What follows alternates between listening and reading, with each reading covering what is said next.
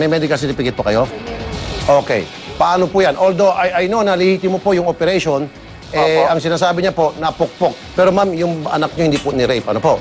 Huwag na ako kayo magdagdag. Hindi po, talaga pong therapy po ang anak ko. Ma'am, hello ma'am. Si Rafi Sir, pong... hindi po ako Sige po ma'am. Okay, thank you ma'am. Okay. So paano ito? Sir, nasaktan yung bata. So paimbestigahan niyo po, sir?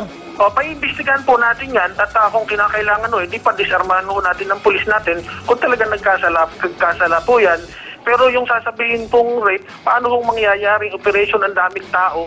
Wala pong tao roon, sir. Wala pong tao. Nasaan na po yung boyfriend niya po? Dito na lang po. Na-inquest na po, sir? Kahapon lang po na-inquest. Dapat po 24 hours na-inquest na yun. Hindi po nila in-inquest kaagad eh. Ma'am, unang-una, meron kayong mga hindi sinabi sa akin, so you were not being truthful. Sa credibility pa lang, giba na agad kayo sa akin. Kasi sana sa umpisa pa lang, sinabi mo rin totoo. Kaya nga binigyan kita ng pagkakataon, ma'am, na pwede kayong umalis na lang muna, huwag niyo ituloy dahil galit po kami sa mga drug pusher. Inamin niyo po mismo, pusher po yung mister Hindi niyo. ko nga po alam, wala po kung Ma'am, kanina inamin niyo sa akin off-air Hindi Tapos po ngayon, babalik naikwento ka ko rin po niya. kay ate na... Ma'am, yung mister niyo, hinuhuli po ng mga pulis. Nag-research Hindi din po po kami. hinuhuli ang mister Sa ko ng bypass mga operation, pulis. kaya lang po, naharangan niyo. Ang tawag po niyan, obstruction of justice, ma'am. Ma'am, hindi porket pulis ang sinusumbong niyo, lulundag kami. Hindi po. Hindi po kami ganun dito. Patas po kami, ma'am. Promise. Okay? Alam niyo naman po ako, di ba? Ang dami ko na pong death threat, libel, kung ano-ano pa. Dahil nga po sa binabatikos ko mga pulis, pag loko-loko. Pero naman, ma'am, pag walang kasalanan yung pulis natin gumagawa ng trabaho, wag naman. Wag naman po. Wag naman po. Yes po, sir. Hindi po Ay, kami lalo ang pa lang po tamang yun sa bata. hindi po kami ang tamang venue para gamitin upang maupakan yung pulis. Ano, ma'am? Anyway, salamat po sa inyong pagpunta dito, ma'am. Sir, Police Chief Inspector, pakiimbestigahan po yung kaso. Ano po?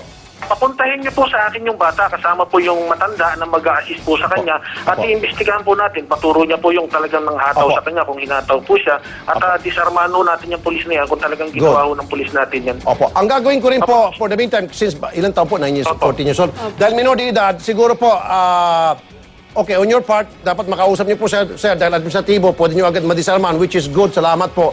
And then, secondly, i-refer po namin siya sa Women's and Children's Desk. Doon sa bata lamang po, para tingnan ng WCD kung talagang naabuso yung bata at maprotektahan yung karapatan ng bata nung minor de edad. Opo. At kapag talagang nakitang dumabis yung excessive use of force, ika nga, at nasaktan yung bata, abay dapat managot po yung mga operatiba dahil hindi sila sumusunod sa tamang standard operating procedure. Opo, yung ating di ba? Yung police operational procedure. Ano po? Opo. Okay, sir?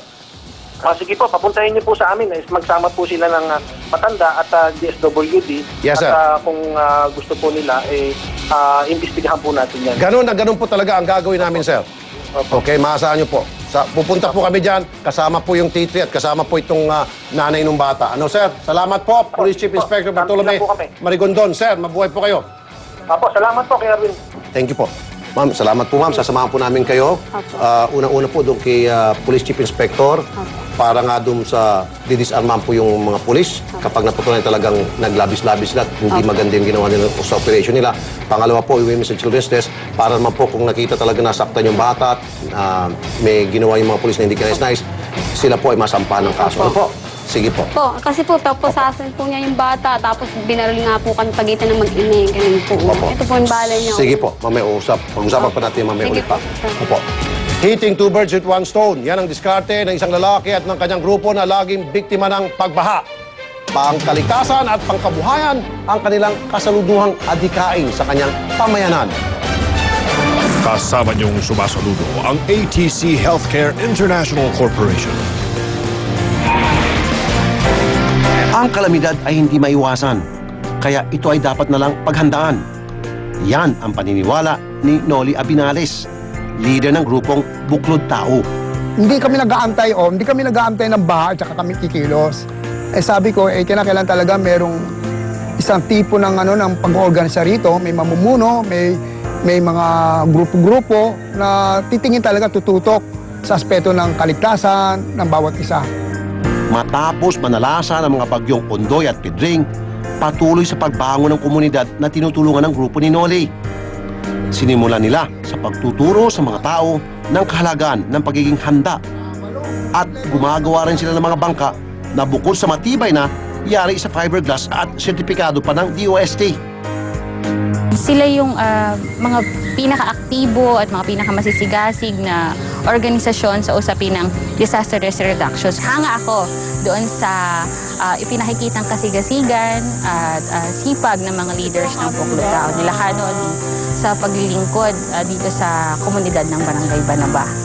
Kasama sa mga adhikain ni Noli, ang kalinisan na susilin daw sa ikaunlad ng kanilang pamayanan. Tinuruan nila ang mga nanay na manahi at magbenta ng mga produktong gawa sa mga patapong Tetra Paks.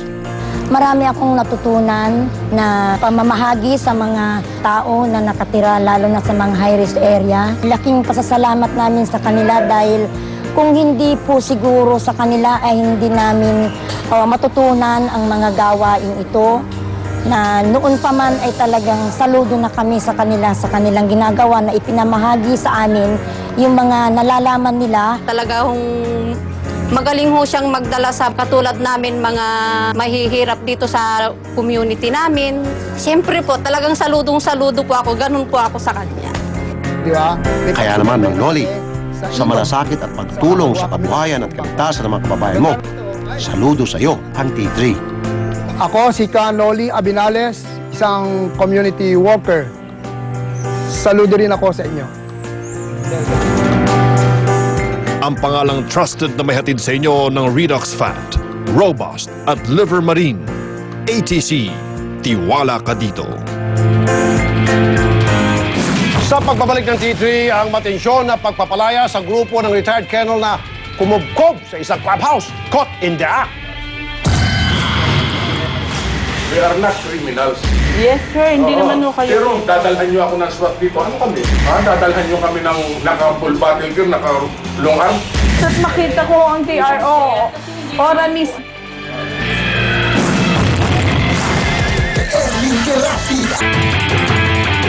Don't go away. Magbabalik ang